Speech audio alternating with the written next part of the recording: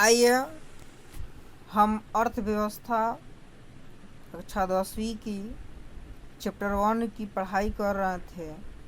अब इसमें हम देखने जा रहे हैं कि अर्थव्यवस्था को बांटा गया है, यानी अर्थव्यवस्था कितने भागों में बांटा गया है, किन किन क्षेत्रों में बांटा गया है। इसमें हम 3 क्षेत्रों के बारे में चर्चा कर चुके थे। आज हम इन्हीं 3 चर्चाओं को डायग्राम और विस्तार से चर्चा करेंगे।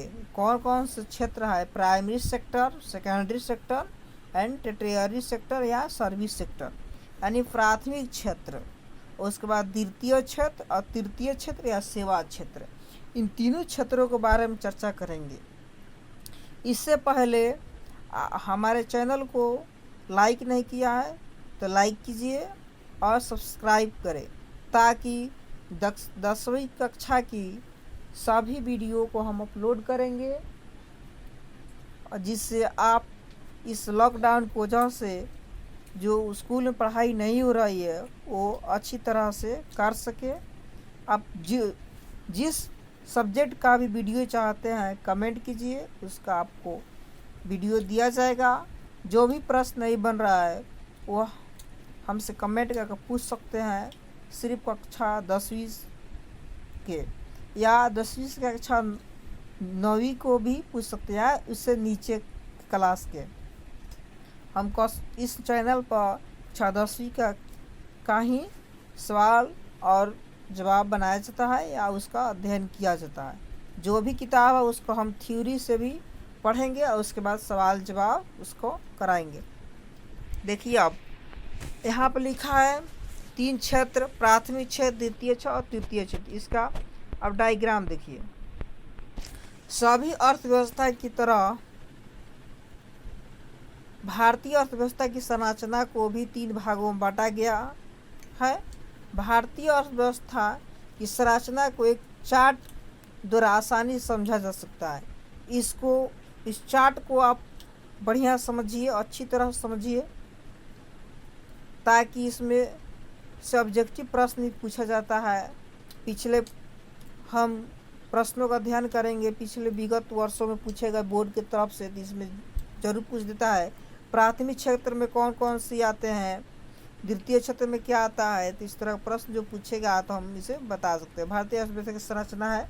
अब देखिए प्राथमिक क्षेत्र को बांटा गया है 4 भागों में। देखिए कृषि क्षेत्र, प्राथमिक यानी प्राथमिक रूप से, यानी सबसे पहले क्या हो सकता है, तो कृषि कर सकते हैं। कृषि के बाद पशुपालन, यानी पशुओं को पाला जा सकता है। वन यानी वृक्ष, वन, फल फुलवारी लगाया जाता है। उसका मछली पालन, प्राथमिक क्षेत्र में यह सभी कार्य आती है, यानी कृषि, पशुपालन, वन और मछली पालन प्राथमिक क्षेत्र के अंतर्गत आते हैं। द्वितीय क्षेत्र में आते हैं उद्योग।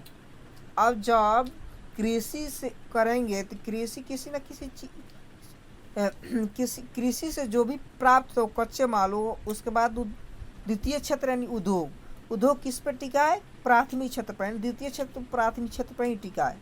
उद्योग लगाएंगे, अब उद्योग हम लगाएंगे तो उद्योग का जो भी सामान हमें चाहिए वह प्राथमिक क्षेत्र से मिलेगा। उसके बाद निर्माण, प्राथमिक क्षेत्र से मिलेगा तभी हम निर्माण करेंगे। उसके बाद गैस एवं बिजली। उसके बाद देखिए उद्योग को भी बांटा गया है। यहाँ पर देखिए उद्योग को बांटा गया है यहाँ पे 4 भागों में। कुटीर उद्योग यानी छोटा, यानी ये घर में चलाया जाता है, घर का एक ही लोग उसका कार्य करते हैं, तो कुटीर उद्योग। लघु उद्योग यानी छोटा 4-5 लोग मिलकर। मध्यम एवं बड़े उद्योग, इसमें 4 उद्योगों को चर्चा किया गया। अब इसके बाद देखिए इसमें है तृतीय क्षेत्र में देखिए बैंक, ऐसा सेवा क्षेत्र इसलिए कहा जाता है कि इसमें जो भी क्षेत्र है, जो भी कार्य किया जाता है, इसमें सेवा का है, यानी एक तरफ से हम उसे सेवा करते हैं, नहीं उसमें हम सर्विस देते हैं, काम करते हैं। देखिए यहाँ पर हम सेवा कर रहे हैं, किसी आम जनता को सेवा कर रहे हैं, आम लोगों को सेवा कर रहे हैं बैंक में। अब देखिए परिवहन यानी जो भी सड़क पर गाड़ी चल रहा है तो किसी न किसी के लिए सेवा हो रहा है। मान लिया हम तक जो भी पहुंचना चाहिए वो परिवहन को पहुंचता है। संचार यानी सूचना या किसी अन्य तरह के जो भी हमें चाहिए नेटवर्किंग सुविधा के अनुसार वो संचार के माध्यम से सूचना पहुँचती है। व्यापार ही एक तरह का होता है, दूसरे देश से एक जगह से दूसरे जगह तक व्यापार करेंगे तो सेवा ही किया जाता है। एवं अन्य सेवाएं जो भी बचता है वह अन्य सेवा तृतीय क्षेत्र में होता है। अब देखिए प्राथमिक क्षेत्र का यहाँ डिफिनेशन किया जाता है और उसके बाद में उसको विस्तार से यहाँ पर चर्चा कीजिए। देखिए प्राथमिक क्षेत्र को कृषि क्षेत्र भी कहा जाता है क्योंकि इसमें कृषि ही की जाती है। इसके अंतर्गत कृषि, पशुपालन, मछली पालन, जंगलों से वस्तुओं को प्राप्त करना जैसे व्यवसाय आते हैं। इसका अंतर्गत इसे मुख्य रूप से कृषि क्षेत्र भी कहा जाता है। अब प्रश्न पूछ देगा कृषि क्षेत्र किसे कहते हैं? प्राथमिक क्षेत्र को कृषि क्षेत्र कहते हैं या नहीं कहते? तो प्राथमिक क्षेत्र को क्या कहते हैं? कृषि क्षेत्र कहते हैं। कृषि क्षेत्र किस क्षेत्र को कहते हैं? प्राथमिक क्षेत्र को कहते हैं। कृषि क्षेत्र के अंतर्गत क्या आता है? कृषि आता है, पशुपालन आता है, मछली आता है, मछली पालन, जंगलों एवं अन्य की रख रखाव, उसके देख रेख जो भी कार्य किया जाता है। अब देखिए तृतीय क्षेत्र में होता है,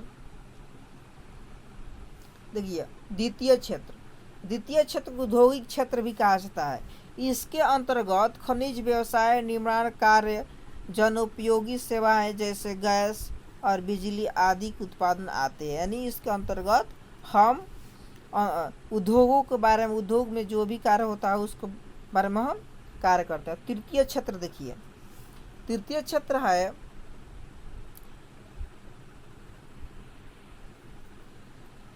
तृतीय क्षेत्र के बारे में कहता है कि तृतीय क्षेत्र को सेवा क्षेत्र भी कहा जाता है। इसके अंतर्गत बैंक एवं बीमा, परिवहन, संचार एवं व्यापार आदि क्रियाएं सम्मिलित है। एक क्रिया प्राथमिक और द्वितीय क्षेत्र को क्रियाओं की सहायता प्रदान करती है, इसलिए इसे सेवा क्षेत्र भी कहा जाता है।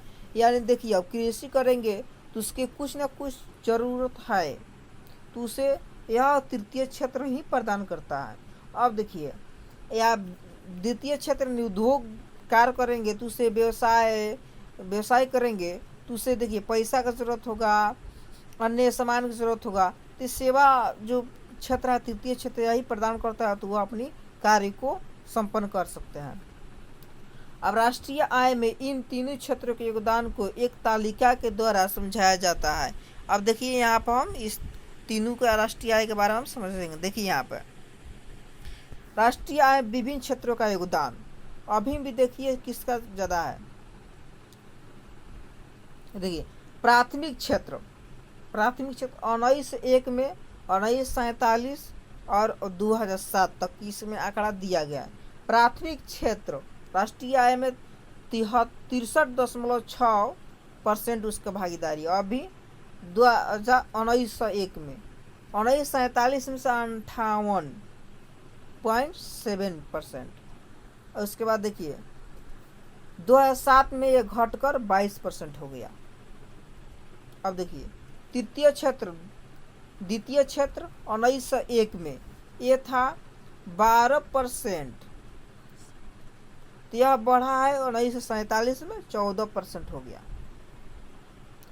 2007 में यह बढ़ा नहीं है और न घटा है, 22 के 22 ही % रह गया।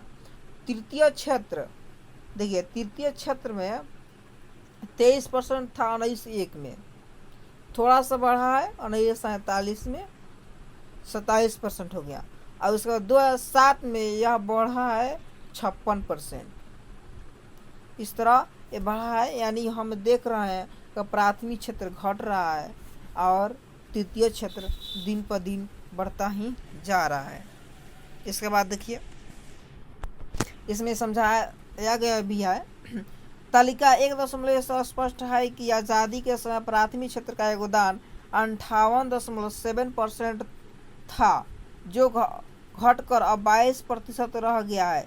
द्वितीय क्षेत्र का योगदान 1947 में 14.3% था, अब वह बढ़कर 22% हो गया है। तृतीय क्षेत्र का योगदान 1947 में 27% था, जो बढ़कर 56% हो गया। इसका अर्थ यह है कि स्वतंत्रता प्राप्ति के बाद योजनात्मक विकास के क्रम में भारत क्रमशः समृद्धि की ओर बढ़ रहा है। यानी भारत हमें अब थोड़ा विकास कर रहा है। अर्थव्यवस्था के प्रकार, अब देखिए अर्थव्यवस्था के प्रकार, इसमें जो भी अर्थव्यवस्था के प्रकार है इसमें पूछेगा कि भारतीय अर्थव्यवस्था क्या है, तो इसमें हम बताएंगे। अमेरिका का राष्ट्र अर्थव्यवस्था क्या है, तो देखिए इसमें अर्थव्यवस्था मुख्य 3 प्रकार के होते हैं। अर्थव्यवस्था मुख्य 3 प्रकार के होते हैं। अर्थव्यवस्था कितने प्रकार होते हैं? 3 प्रकार के। ये प्रश्न पूछ देगा अर्थव्यवस्था कितने प्रकार होता है? 3 प्रकार के। अब देखिए पूंजीवादी अर्थव्यवस्था, देखिए पूंजीवादी अर्थव्यवस्था है। पूंजीवादी अर्थव्यवस्था वो अर्थव्यवस्था है जहां उत्पादन के साधनों का स्वामित्व निजी व्यक्ति के पास होता है, जो इसका उपयोग अपने निजी लाभ के लिए करते हैं, जैसे अमेरिका, जापान, ऑस्ट्रेलिया। यानी इसको कहने का तात्पर्य यह है कि देखिए आप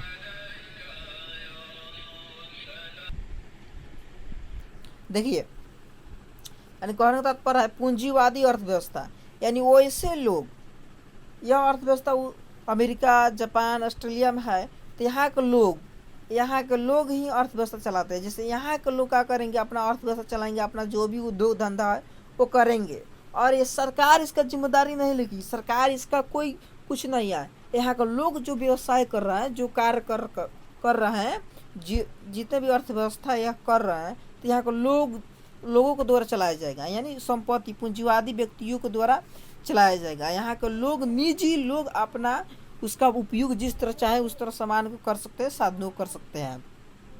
ये सरकार यहाँ पर नहीं कर सकते। तो अमेरिका में भी है, जापान में भी, और ऑस्ट्रेलिया में आदि देश हो सकता है। देखिए समाजवादी अर्थव्यवस्था, यानी समाजवादी अर्थव्यवस्था वो अर्थव्यवस्था है जहाँ उत्पादन के साधनों का स्वामित्व एवं संचालन देश की सरकार के पास होता है, जिसका उपयोग सामाजिक कल्याण के लिए किया जाता है। चीन, क्यूबा आदि देशों में सामाजिक अर्थव्यवस्था है। विगत वर्षों भूमंडलीयकरण एवं उदारीकरण के कारण समाजवादी अर्थव्यवस्था का स्वरूप बदलने लगा है। अब देखिए, और समाजवादी अर्थव्यवस्था क्या है, यानी समाजवादी, यानी सामाजिक रूप से। अब समाज क्या होता है? समाज को द्वारा सरकार चलाई जाती है, यानी समाज ही किसी को चुनकर अपने पर शासन करने के लिए सरकार बनाती है, तो वह सरकार उस अर्थव्यवस्था को चलाती है। यानी वो आदमी कोई नहीं चलाएगा, निजी नहीं होगा, वो सरकार का जितने भी अर्थव्यवस्था होगा, जितने भी उसका इकोनॉमी होगा, वो सब सरकार ही देख रेख करेगी, सरकार के द्वारा ही चलाया जाएगा। अब सरकार उस सामाजिक कल्याण के लिए जो भी कार्य करना है देश के लिए अपना करेगी, तो वह सरकार है। यह किस में, यह कौन कौन सा देश है? चीन में समाजवादी अर्थव्यवस्था है, क्यूबा में है, आदि देशों में है। अब देखो मिश्रित अर्थव्यवस्था। मिश्रित अर्थव्यवस्था पूंजीवादी तथा समाजवादी अर्थव्यवस्था का मिश्रण है। मिश्रण वह अर्थव्यवस्था है जहां उत्पादन के साधनों का स्वामित्व सरकार एवं निजी व्यक्तियों के पास होता है। भारत में मिश्रित अर्थव्यवस्था है। यह अर्थव्यवस्था पूंजीवादी एवं समाजवादी के बीच का रास्ता है। यानी देखिए, अब देखिए मिश्रित अर्थव्यवस्था, तो मिश्रित अर्थव्यवस्था वह है वैसा देश जहाँ पर निजी अर्थव्यवस्था भी किया जा सकता है और समाजवादी अर्थव्यवस्था भी की जाती है। यानी सरकार भी अपना फैक्ट्रियाँ खोल सकती है, सरकार भी अपना अर्थव्यवस्था चला सकती है, और निजी लोग भी अपना अर्थव्यवस्था चला सकते हैं। यानी सरकार और गैर सरकारी दोनों भी अर्थव्यवस्था जिस देश में चलाई जाती है, तो वह देश मिश्रित अर्थव्यवस्था के देश कहलाती है। भारत में एक मिश्रित अर्थव्यवस्था है। भारत एक कैसा अर्थव्यवस्था है? मिश्रित अर्थव्यवस्था है। भारत एक मिश्रित अर्थव्यवस्था है। अर्थव्यवस्था का विकास, अब हम देखेंगे कि हमारे देश या अर्थव्यवस्था किस तरह विकास हुआ है। अर्थव्यवस्था के विकास का एक लंबा इतिहास है। अर्थव्यवस्था का विकास एक पौधे के विकास की तरह है। जिस तरह एक पौधे का क्रमशः विकास होते जाता है और परिपक्वता की स्थिति में उसके फल, डाली आदि का उपयोग मानव रहित में होता है, ठीक उसी तरह अर्थव्यवस्था का आदिम काल से अब तक विकास हुआ है। अर्थव्यवस्था में हुए परिवर्तन को हम अर्थव्यवस्था के विकास की कहानी कह सकते हैं। यानी एक अर्थव्यवस्था का विकास है। अब अर्थव्यवस्था के जिस तरह पेड़ पौधा का विकास होता है, उसी तरह अर्थव्यवस्था का विकास होता है। आहिस्ता आहिस्ता उसका विकास किया जाता है।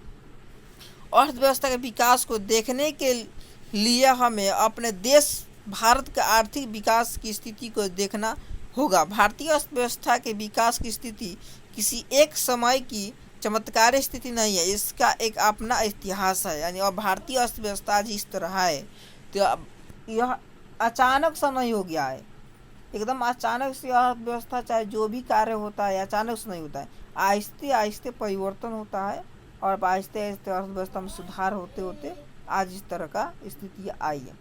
अर्थव्यवस्था के विकास के लिए हम निम्नलिखित दो स्थितियों का विवेचना करेंगे जो ही पारस्परिक सहयोगी क्रियाएं हैं। अब देखिए, आर्थिक विकास एवं मौद्रिक विकास। आर्थिक विकास पहले हम आर्थिक विकास की चर्चा करेंगे, जो आर्थिक नियोजन इकोनॉमिक प्लानिंग के द्वारा संपन्न होती है। इसके पहले जान लेना आवश्यक है कि आर्थिक विकास क्या है। अब देखिए, आर्थिक विकास क्या है, आर्थिक विकास की इसमें परिभाषा मिलेगी। आर्थिक विकास किसे कहते हैं, तो आर्थिक विकास की इसमें परिभाषा मिलेगी। ऐसे तो आर्थिक विकास को परिभाषा को लेकर अर्थशास्त्रियों में काफ़ी मतभेद है। इसकी एक सर्वमान्य परिभाषा नहीं दी जा सकती है, फिर भी आप इसकी कुछ महत्वपूर्ण परिभाषाओं को जान ले।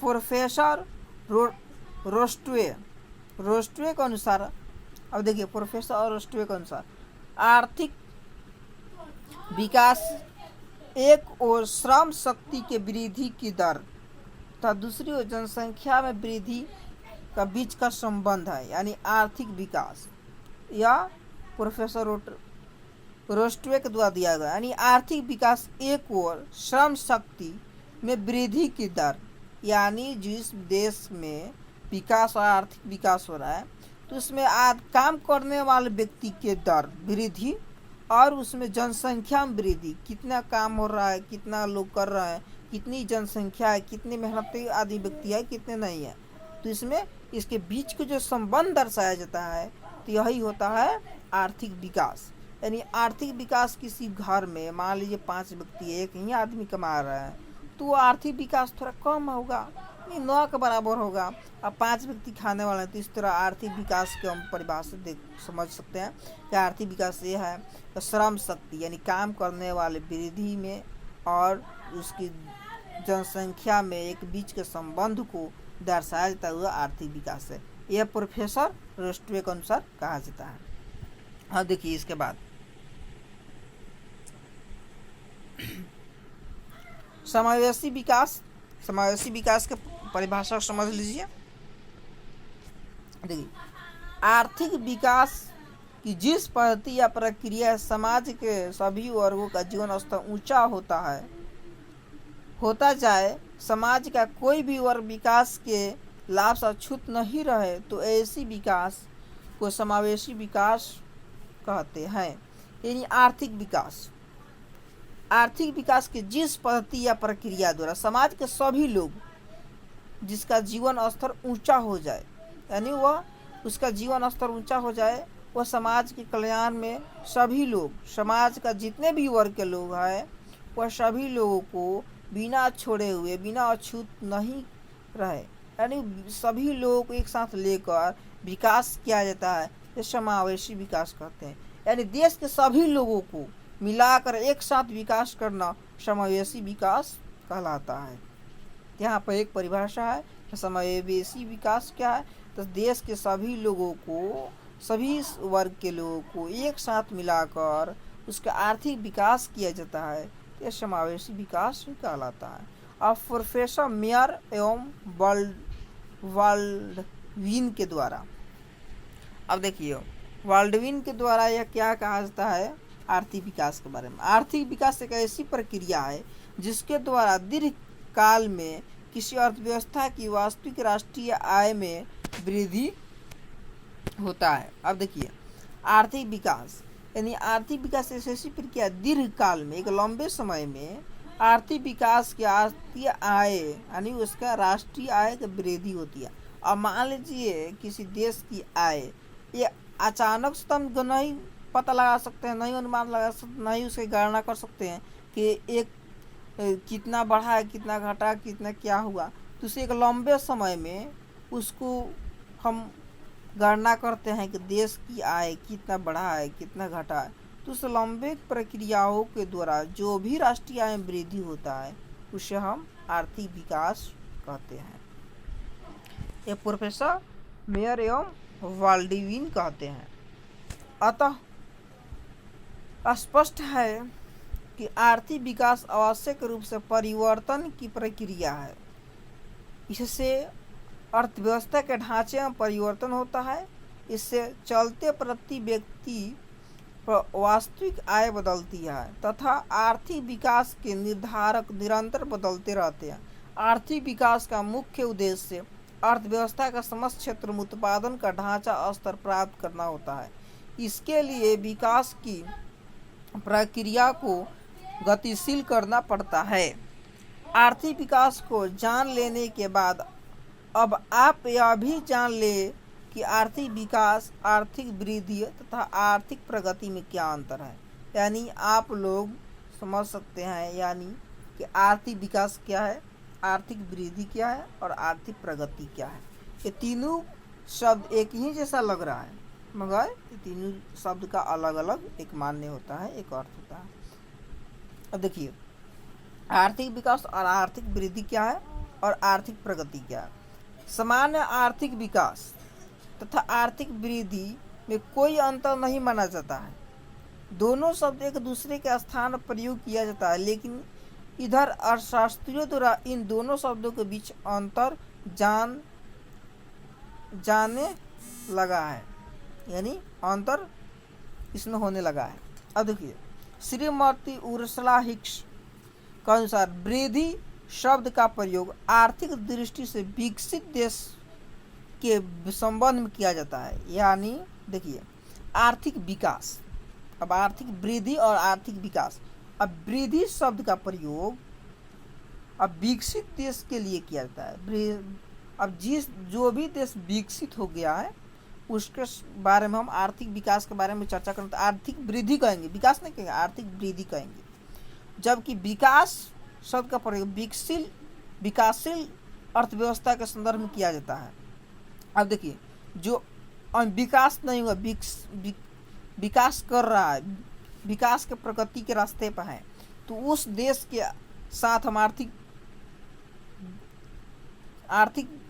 विकास की बात करेंगे। हम आर्थिक वृद्धि की बात नहीं करेंगे, आर्थिक विकास की बात करेंगे। उस देश के साथ हम हमेशा आर्थिक विकास शब्द का प्रयोग किया जाएगा। आर्थिक वृद्धि जो विकास कर लिए है, आर्थिक वृद्धि जो विकासशील देश है किया जाता है। और डॉक्टर ब्राइट सिंह ने लिखा है कि ग्रोथ शब्द का प्रयोग विकसित देशों के लिए किया जाता है। यानी ग्रोथ शब्द जो है वो विकसित देशों के लिए किया जाता है। इसी तरह मेडिसिन नामक एक अर्थशास्त्री ने बताया कि धनी देशों में आय का बढ़ता हुआ स्तर आर्थिक वृद्धि, यानी धनिक देशों में जो भी आय बढ़ रहा है वो आर्थिक वृद्धि होगा का सूचक होता है, जबकि निर्धन देशों में आय का बढ़ता हुआ स्तर आर्थिक विकास का सूचक होता है। अब देखिए मेडिसिन में कहता है कि धनी देशों में, जो धनी देश है उसमें आय का वृद्धि होता है तो आर्थिक वृद्धि कहलाएगा। आर्थिक वृद्धि यानी जो भी धन में वृद्धि हो रहा है तो आर्थिक वृद्धि हो रहा है। अब देखिए ये अपना जमा कर रहा है, यानी वृद्धि कर रहा है, जमा कर रहा है, वृद्धि हो रहा है। और जो गरीब देश है, निर्धन कमजोर न गरीब देश है, उसमें अगर उसके आर्थिक विकास हो रहा है, आर्थिक धन जमा कर रहा है तो वह क्या कर रहा है, आर्थिक विकास। और विकास करने के लिए अपना धन आएगा तो उसको विकास करेंगे, तो धन उसका शब्द का प्रयोग किया जाता है।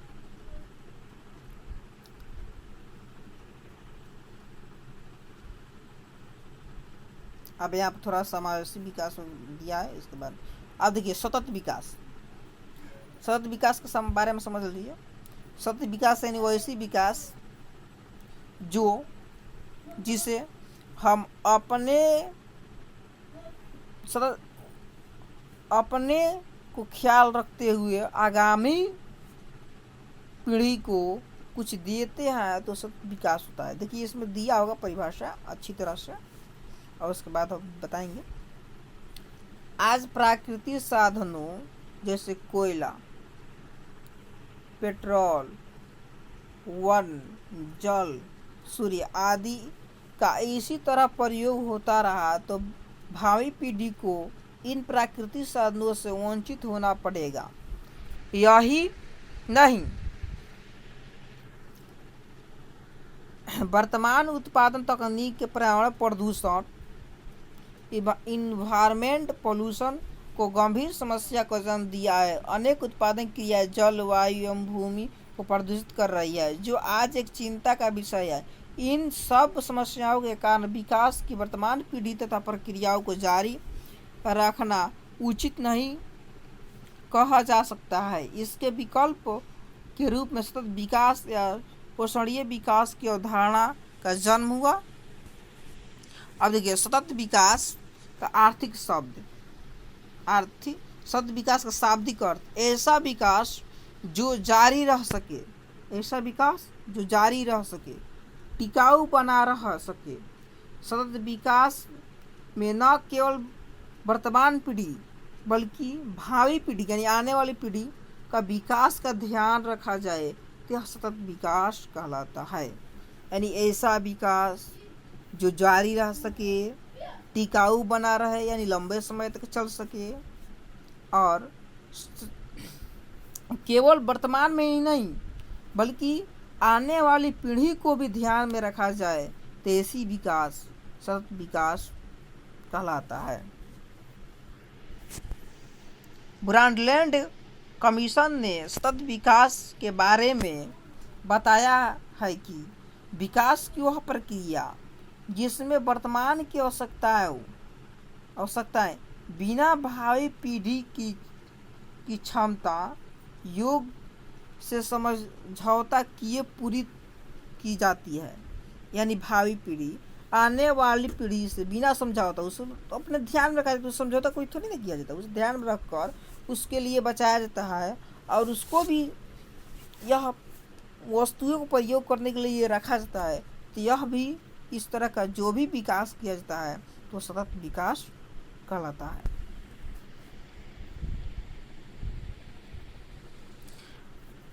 जब तक आर्थिक प्रगति की बात है तो यह एक व्यापक शब्द है। इसका प्रयोग किसी आर्थिक इकाई के लिए किया जाता है। इसमें आर्थिक वृद्धि तथा आर्थिक विकास दोनों ही शामिल रहते हैं। प्राय आर्थिक प्रगति का स्थान पर आर्थिक वृद्धि या आर्थिक विकास शब्द का प्रयोग होता है। आर्थिक वृद्धि और आर्थिक विकास एक दूसरे के स्थान पर में भी प्रयुक्त होते हैं। सच पूछा जाए तो आर्थिक विकास शब्द में वृद्धि शब्द का अर्थ निहित है। अतः आर्थिक विकास, आर्थिक वृद्धि तथा आर्थिक प्रगति में कोई खास अंतर नहीं है। इन तीनों को व्यवसाय में एक ही जैसा समझा जा सकता है। प्रोफेसर लेविस भी यही राय रखते हैं। अब देखिए, आर्थिक विकास, आर्थिक प्रगति और इन दोनों शब्दों को जब मिलाकर प्रयोग किया जाता है तो आर्थिक प्रगति कहलाते हैं। यानी प्रगति, प्रयोग में प्रगति कर रहे हैं तो आर्थिक प्रगति कहलाता है। इसी तरह देखिए, अब आप आर्थिक नियोजन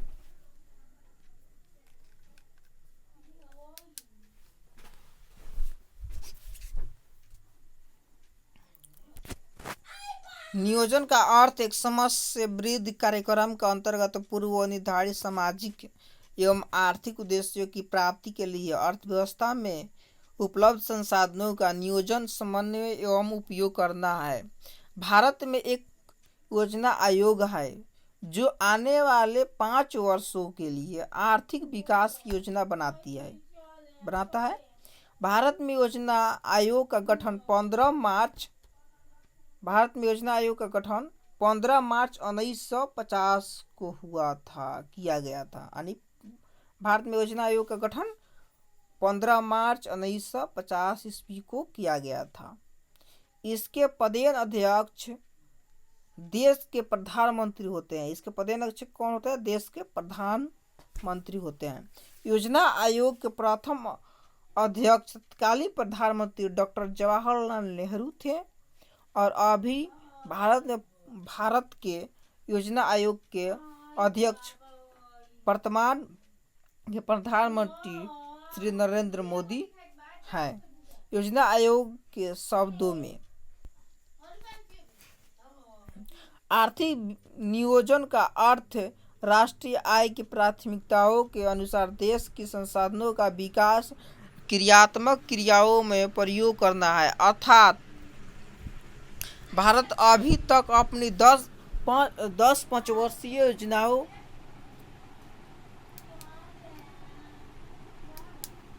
योजनाओं को पूरी कर चुका है तथा अब 11वीं पंचवर्षीय योजना के अंतर्गत विकास कर रहा है। भारत में पहली पंचवर्षीय योजना की अवधि 1951, यानी भारत में पहली पंचवर्षीय योजना कब लागू हुआ था? तो 1951 से 1956, यानी पंचवर्षीय योजना 1950 को लागू हुआ था, 15 मार्च 1950 को, और यह 51 से शुरू होकर 56 तक चला, यानी पहली पंचवर्षीय योजना 1951 से 56 तक चला। 11वीं पंचवर्षीय योजना 2007 से 2012 तक, अब 2012 से 11वीं, अब 12वीं की देखिए 2012 से 5 वर्ष जोड़ दीजिए तो 2017 तक, अब 12वीं हो गया। अब 13वीं क्या होगा? 13वीं 2017 से अब 2023 तक चलेगा। अब 13वीं पंचवर्षीय अभी चल रहा है। भारत में आर्थिक विकास का श्रेय नियोजन को दिया जा सकता है। भारत में नियोजन का मुख्य उद्देश्य है आर्थिक विकास की दर को बढ़ाना, कृषि एवं उद्योग आधुनिकीकरण करना, आत्मनिर्भर को प्राप्त करना तथा सामाजिक न्याय को बढ़ावा देना। भारत में नियोजन को एक तालिका 1.1 द्वारा समझाया जा सकता है। आप देखिए इस तरह थोड़ा पढ़ लीजिए। आर्थिक नियोजन का अर्थ राष्ट्र की प्राथमिकताओं के अनुसार देश के संसाधनों का विभिन्न विकासात्मक क्रियाओं में प्रयोग करना नियोजन का अर्थ होता है। भारत में योजना आयोग का गठन 15 मार्च 1950 ईस्वी को किया गया था। आयोग का अध्यक्ष पदेन एक्सपायर ऑफिसर भारत के प्रधानमंत्री होते हैं। सामान्य कामकाज एवं एक अध्यक्ष की देखरेख में होता है, जिसका सहायता के लिए आयोग के 8 सदस्य होते हैं, यानी आयोग के 8 सदस्य होते हैं और यह एक उपाध्यक्ष के देखरेख में सारी कार्य किया जाता है। अब देखिए 5 वर्षीय योजना के बारे में हम दिया गया। पहली 5 वर्षीय योजना, अब देखिए पहली 5 वर्षीय योजना 1951 से 56 तक चला। दूसरी 5 वर्षीय योजना 56 से 1961 ईस्वी तक चला। तीसरी 5 वर्षीय योजना है 7वीं 5 वर्षीय योजना 1985 से 1990 तक चला। 10वीं 5 वर्षीय योजना 2002 से 2007 तक चला। 11वीं 5 वर्षीय योजना 2007 से 2012 तक चला 11वीं। अब 12वीं 5 वर्षीय योजना 2012 से 2017 तक चलेगा, यानी 2017 तक चलेगा। अब 13वीं 5 वर्षीय 2017 से 23 तक चलेगा, 2023 तक चलेगा।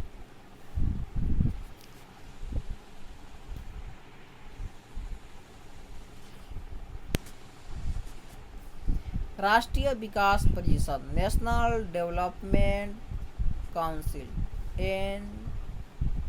NDC भारत में राष्ट्रीय विकास परिषद का गठन 6 अगस्त 1952 ईस्वी किया गया था। राष्ट्रीय विकास परिषद का गठन 6 अगस्त 1952 ईस्वी किया गया था।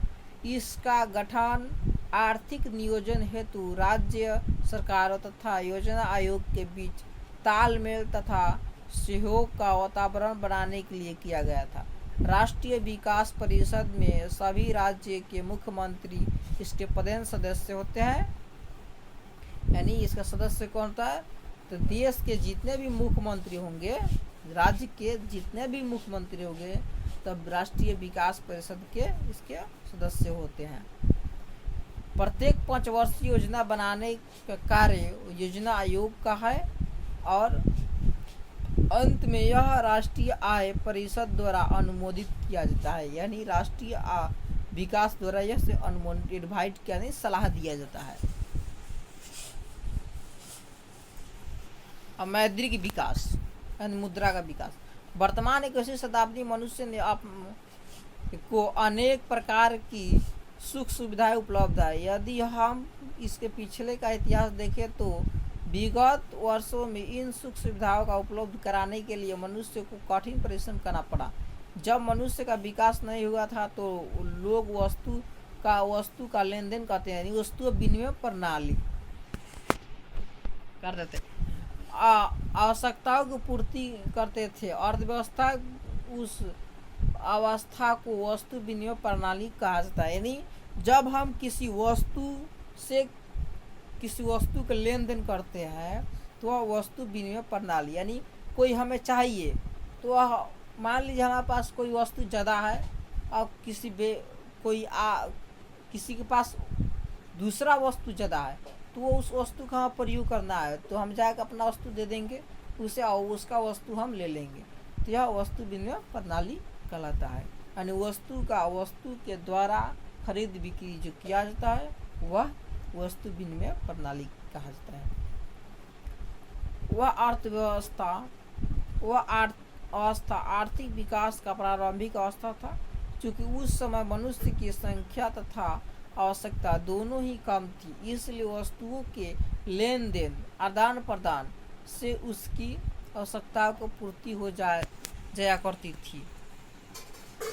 लेकिन बाद में लोगों की आवश्यकता बढ़ती चली गई और उसकी संख्या बढ़ने के कारण अब छोटे से कस्बे से बढ़कर बड़े गांव एवं क्षेत्र मनुष्य का फैलाव होने लगा। इसी स्थिति में मनुष्य की सोच के आधार पर विनिमय एवं एक सामान्य इकाई मुद्रा का प्रादुर्भाव हुआ। यानी अब विकास हुआ, आदमी सोचने लगा तो मान लीजिए हम कुछ शहर में दूर दूर जा रहे हैं, दूर दूर से वस्तु लाना है तो किस तरह लाएं, तो अब इसी तरह आदमी सोचा और उसका मस्तिष्क काम करना शुरू किया और उसको विकास शुरू हुआ, तब मुद्रा का भी इसमें सोच आया। अब वस्तु के बदले वस्तु नहीं बल्कि मुद्रा के द्वारा विनिमय की क्रियाएं होने लगी। अब दूर दराज क्षेत्रों से भी अपनी आवश्यकताओं की पूर्ति के लिए अनाज या अन्य वस्तुओं के बंडल को ले जाने की जरूरत नहीं पड़ती, क्योंकि मुद्रा एक सामान्य क्रय विक्रय के साधन का कार्य करने लगा।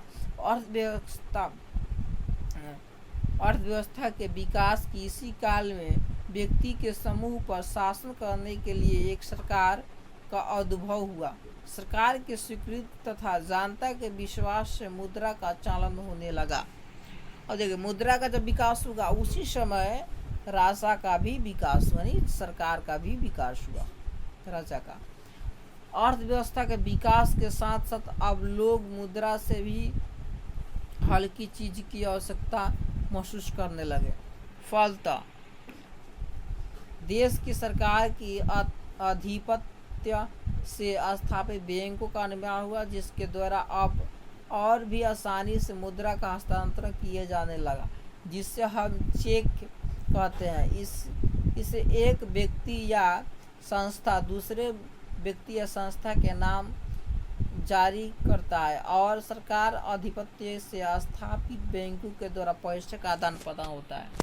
आज के युग में मानवीय मस्तिष्क का लगभग सारा कार्य एक मशीन के द्वारा होने लगा है, जिसे हम कंप्यूटर कहते हैं।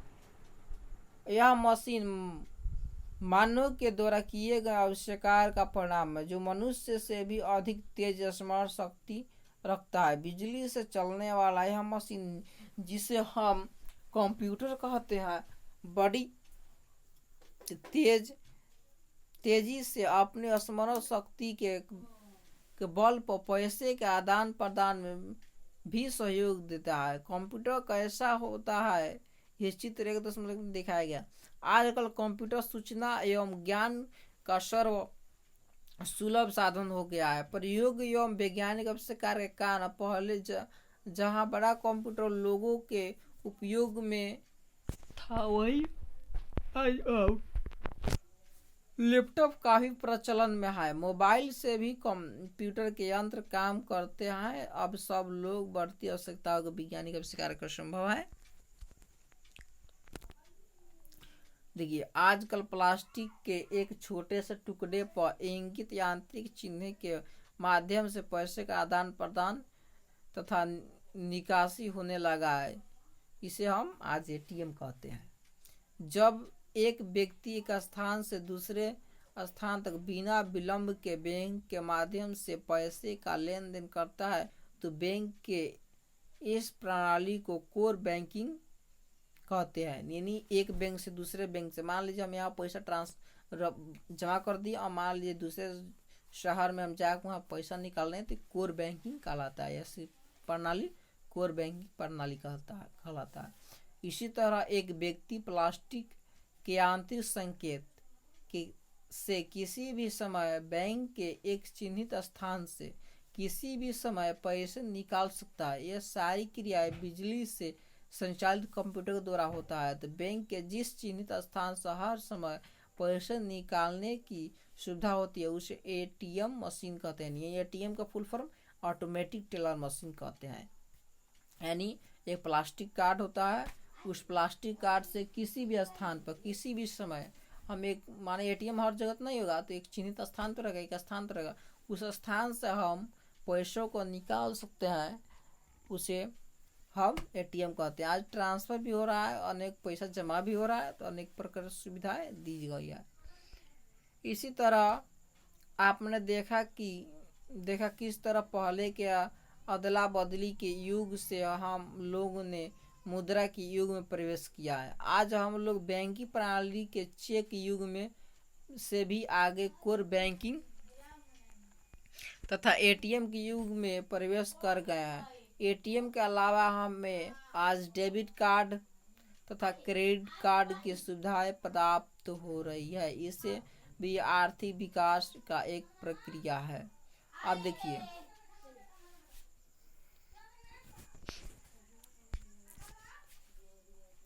आर्थिक विकास यानी सबसे पहले वस्तु विनिमय प्रणाली में हम लोग थे, तो वस्तुओं के द्वारा वस्तु से हम सामान को खरीद बिक्री करते, यानी वैसे देखिए वस्तु के द्वारा हम लेन देन करते थे। इसमें दिक्कतें हो जाती थी।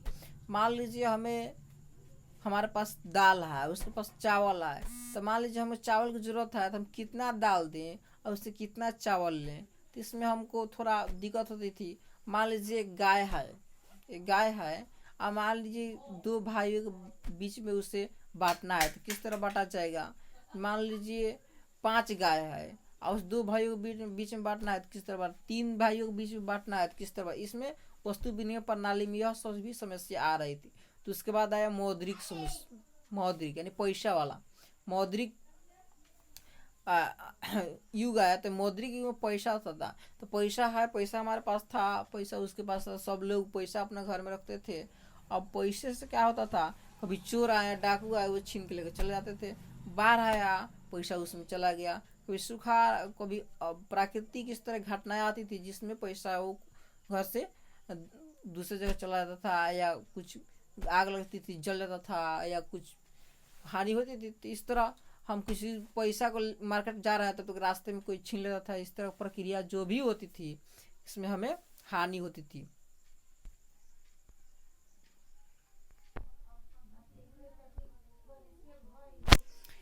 देखिए उसके बाद यहाँ पर उसके बाद पैसा जब हानि होता था दूसरे जगह पर जाते थे तो छीन लेता था। उसके बाद बैंक की सुविधा है, बैंक से पैसा हम जमा करता था बैंक से, तो उसके भी बैंक ले आते थे, चाहे बैंक से हम दूसरी जगह पर ले आते तब तक हो जाता है। तब चेक आ गया, चेक हम जब तक हस्ताक्षर करके नहीं देंगे तब तक उसी तरह अब आज जो भी प्रक्रिया हो उसको हम सुविधाएं पा रहे हैं। आप देखिए इसमें दिया है परिभाषा। अब देखिए वस्तु विनिमय प्रणाली, तो वस्तु का लेन देन होता है, वस्तु से वस्तु का लेन देन होता है। मौद्रिक प्रणाली पैसा और मुद्राओं से वस्तु एवं सेवाओं का विनिमय। अब बैंकिंग प्रणाली, बैंक के माध्यम से चेक के द्वारा विनिमय की क्रियाओं का संपादन होता है। बैंकिंग प्रणाली, कोर बैंकिंग प्रणाली के अंतर्गत एक संकेत से एक व्यक्ति के खाते से दूसरे अवस्थित दूसरे व्यक्ति को उसी बैंक के माध्यम से पैसा का ट्रांसफर किया जाता है, तो वह बैंकिंग कोर बैंकिंग प्रणाली कहता है। एटीएम प्रणाली, तो प्लास्टिक के एक छोटे से टुकड़े कार्ड पर अंकित सूक्ष्म अंक के आधार पर कहीं भी किसी समय निर्धारित बैंक के केंद्र से पैसा का निकालना वह एटीएम कहलाता है। डेबिट कार्ड, बैंक द्वारा दिए गया प्लास्टिक का कार्ड जिसके द्वारा बैंक में अपने जमा राशि के पैसे का उपयोग करना, यानी वह अपना उपयोग कर सकता है। अब ट्रांसफर भी कर सकता है, उसे पैसा भी निकाल सकता है एटीएम के द्वारा, अलग अलग प्रक्रिया उसका है। क्रेडिट कार्ड, बैंक द्वारा जारी किया गया प्लास्टिक का एक कार्ड जिसके आधार पर उसके धारक द्वारा पैसा अथवा वस्तु प्राप्त कर सकता है। मुद्रा का इस विकास की एक कहानी के द्वारा हम समझ सकते हैं।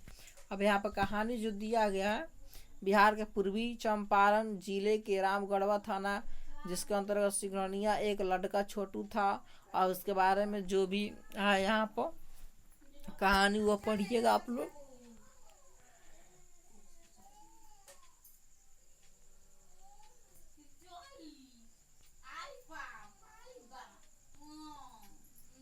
इसमें दिया गया है किस तरह वह गांव में खटता था, उसके बाद उसके चाचा या किसी के रिश्तेदार के साथ जोता है शहर में, तो शहर में अलग अलग तरह से उसे पैसा ट्रांसफर हो रहा है, ट्रांसफर कर रहा है, पैसा भुगतान कर रहा है। तो उसी के बारे में दिया गया है कि शहर से गांव में किस तरह विकास हुआ। अब देखिए यहाँ पर राष्ट्रीय आय, राष्ट्रीय आय को आर्थिक विकास का एक प्रमुख सूचकांक माना जाता है। किसी देश के में एक वर्ष की अवधि में उत्पादित सभी वस्तुएं एवं सेवाओं के मौद्रिक मूल्य के योग को राष्ट्रीय आय कहा जाता है। सामान्य तौर पर जिस देश का राष्ट्रीय आय अधिक होता है वह देश विकसित देश कहलाता है, और जिस देश का राष्ट्रीय आय कम होता है वह देश अविकसित देश कहलाता है। यानी राष्ट्रीय आय, राष्ट्रीय प्रति व्यक्ति राष्ट्रीय आय, देश में जितने भी वस्तुएं हैं उस वस्तु तथा उस सेवाओं का कुल मूल्य को राष्ट्रीय आय कहा जाता है। मूल्य का योग का राष्ट्रीय आय कहा जाता है। अब देखिए प्रति व्यक्ति आय, आर्थिक विकास की माप करने के लिए प्रति व्यक्ति आय को सबसे उचित संख्या माना जाता है। प्रति व्यक्ति आय में रहते हुए व्यक्ति की औसत आय होती है। राष्ट्रीय आय की देश की कुल जनसंख्या से भाग देने पर जो भागफल आता है वह प्रति व्यक्ति आय होता है। फॉर्मूला इस प्रकार देखिए, प्रति व्यक्ति आय, अब देखिए औसत होता है। मान लीजिए कोई व्यक्ति 100 रुपये भी कमाता है, कोई व्यक्ति 2000 भी रुपया कमाता है, तो यह होता है औसत। मान लीजिए राष्ट्रीय आय यानी पूरा देश की आय जो होगा उसमें पूरा देश की जनसंख्या से हम भाग देंगे तो होगा प्रति व्यक्ति आय। यानी इसमें कहा जा सकता है विश्व बैंक, वर्ल्ड बैंक की विश्व विकास रिपोर्ट, वर्ल्ड डेवलपमेंट रिपोर्ट 2006 के अनुसार जिन देशों की 2004 में प्रति व्यक्ति आय इतना रुपया थी, विश्व बैंक, वर्ल्ड बैंक की विश्व रिपोर्ट विकास रिपोर्ट, वर्ल्ड डेवलपमेंट रिपोर्ट 2006 के अनुसार जिन देशों की 2004 में प्रति व्यक्ति आय 4,53,000 रुपये प्रति वर्ष या इससे अधिक है वह विकसित देश कहलाता है। यानी 2004 में जो भी व्यक्ति का आय 4,53,000 प्रति वर्ष, यानी एक साल में वह 4,53,000 अगर वो कमाता है तो विकसित देश कहलाता है। उस देश को क्या कहेंगे? विकसित देश। जिस देश का यह आय होगा इतना 4,53,000 समृद्ध देश है। और वह देश जिनकी प्रति व्यक्ति आय 37,000 रुपये प्रति वर्ष होगा, यानी एक व्यक्ति का आय 37,000 होगा, वो उससे कम है, यानी उन्हें हम आय वाला देश कहेंगे, वह विकासशील आय कहेंगे, कहा गया है। भारत निम्न आय वाला वर्ग देश में आता है क्योंकि भारत की प्रति व्यक्ति आय 2004 में 28,000 ही था। यहाँ पर 37,000 बताया गया, यहाँ पर 28,000 अभी बढ़ा होगा कुछ। इस तरह का जो भी आय होता है वह विकसित देश, 37,000 में विकासशील और 4 लाख में विकसित देश। कुछ चयनित राज्यों के अध्ययन के बारे में यहाँ पर चर्चा किया गया। देखिए कौन कौन सा। पंजाब में 26,000, केरल में 22,800 और बिहार कम है, सबसे बिहार में 5700, यानी 5,700 रुपया प्रति व्यक्ति यहाँ पे आया है। सबसे आय कम बिहार का है। इन 3 राज्यों में पंजाब की प्रति व्यक्ति आय सबसे अधिक, बिहार की प्रति व्यक्ति आय सबसे कम है। अगर विकास को मापने के लिए प्रति व्यक्ति आय का प्रयोग किया जाए तो इन राज्यों में पंजाब सबसे अधिक और बिहार सबसे कम विकसित राज्य माना जाएगा। मानव विकास सूचकांक यानी ह्यूमन डेवलपमेंट इंडेक्स, यह सूचकांक संयुक्त राष्ट्र विकास कार्यक्रम यानी UNDP द्वारा महबूब उल हक के निर्देश में तैयार की गई पहली मानव विकास रिपोर्ट ह्यूमन डेवलपमेंट रिपोर्ट में प्रस्तावित किया गया था कि UNDP द्वारा प्रकाशित मानव विकास रिपोर्ट ह्यूमन डेवलपमेंट रिपोर्ट विभिन्न देशों की तुलना लोगों के शैक्षिक स्तर यानी उसका शिक्षा का स्तर पर, उनकी स्वास्थ्य की स्थिति पर, स्वास्थ्य की किस तरह और प्रति व्यक्ति के आय के आधार पर करती है।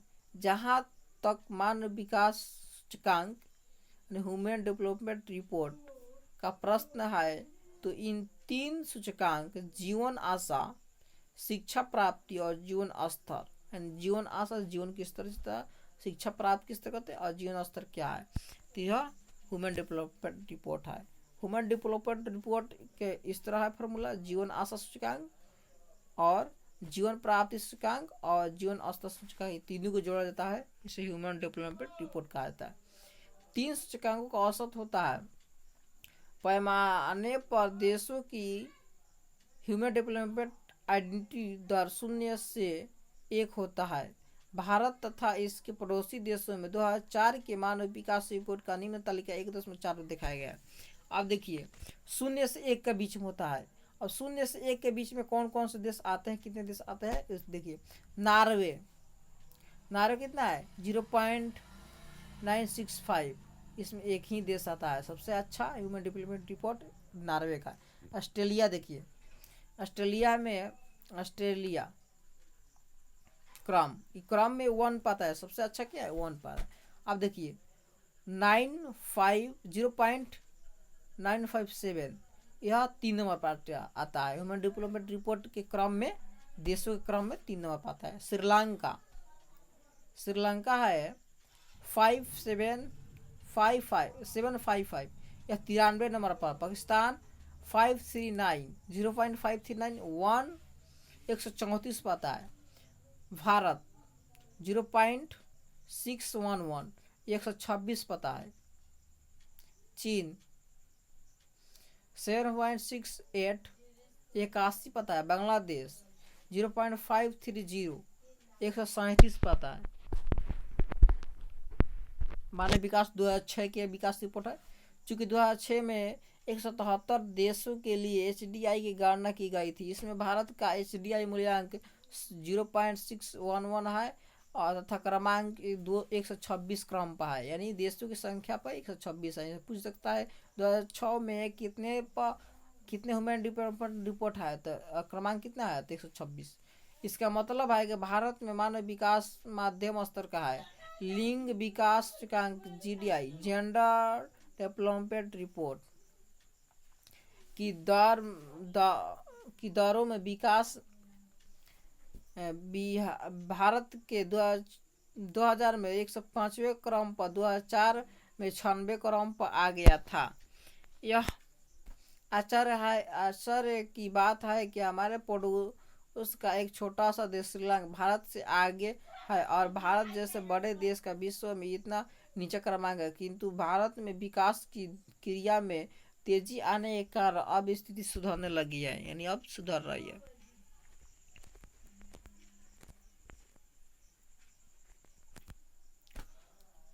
मानव विकास report national human development report UNDP की मानव विकास की तर्ज पर भारत की पहली मानव विकास रिपोर्ट 2002 में जारी की गई थी। योजना आयोग द्वारा तैयार की गई इस रिपोर्ट को तत्कालीन प्रधानमंत्री अटल बिहारी वाजपेयी जी 23 अक्टूबर 2002 को नई दिल्ली में जारी किया था। रिपोर्ट को भारतीय लोकतंत्र के लिए एक महत्वपूर्ण दस्तावेज बताते हुए योजना आयोग के तत्कालीन अध्यक्ष केसी पंत ने कहा था कि राज्य के लिए योजना आकार तय करते समय इसे आधार बनाया जा सकता है। इस पहली राष्ट्रीय मानव विकास रिपोर्ट HDR ने 1981 से 1991 तक 2001 के लिए राज्य तथा संघीय क्षेत्र को HDI मूल्यांकों का अनुमान लगाया था। इस रिपोर्ट का विकास दर भिन्न थी। केरला का रैंक सबसे ऊपर था, जबकि बिहार, मध्य प्रदेश, असम, राजस्थान तथा उत्तर प्रदेश का रैंक सबसे नीचा था। निर्धारित स्थिति को जानने के लिए रिपोर्ट में प्रस्तुत मानव सूचकांक निर्धारण की परंपरागत निर्धारित अनुमान से काफी मिलता जुलता है। राष्ट्रीय मानव विकास रिपोर्ट के अनुसार हिमाचल प्रदेश, तमिलनाडु, महाराष्ट्र, जम्मू कश्मीर आदि देशों में निर्धारित सूचकांक में कमी आई है। वही बिहार, उत्तर प्रदेश तथा राजस्थान में इसे मामूली कमी आई है। उपभोक्ता व्यय को आर्थिक विकास का सूचकांक मानते हुए देश की पहली राष्ट्रीय मानव विकास रिपोर्ट में यह बताया गया है कि विगत कुछ देशों में ग्रामीण जनता की व्यय क्षमता में कमी आया है, जबकि शहरी क्षेत्रों में इसमें वृद्धि यानी व्यय यानी खर्च में कमी। आधारित संरचना, आर्थिक संरचना का मतलब उन सुविधाओं तथा सेवाओं से है जो देश के आर्थिक विकास के लिए सहायक है। यानी आर्थिक की संरचना क्या है, तो उन सुविधाओं और सेवाओं से है जिसे उसको आर्थिक विकास के लिए सहायक होता है। ये सभी तत्व जैसे बिजली, परिवहन, संचार, बैंकिंग, स्कूल, कॉलेज, अस्पताल आदि देश के आर्थिक विकास की संरचना है। उन्हें देश का आर्थिक संरचना आधारभूत ढांचा कहा जाता है। देश के आर्थिक विकास में आधारित संरचना का महत्वपूर्ण स्थान होता है। जिस देश का आधारभूत ढांचा जितना अधिक विकसित होगा, वह देश उतना ही अधिक विकास होगा। अब बिहार की स्थिति के बारे में इसके नेक्स्ट वीडियो में हम चर्चा करेंगे। तब तक इसमें देखिए और बिहार के बारे में अध्ययन कीजिए।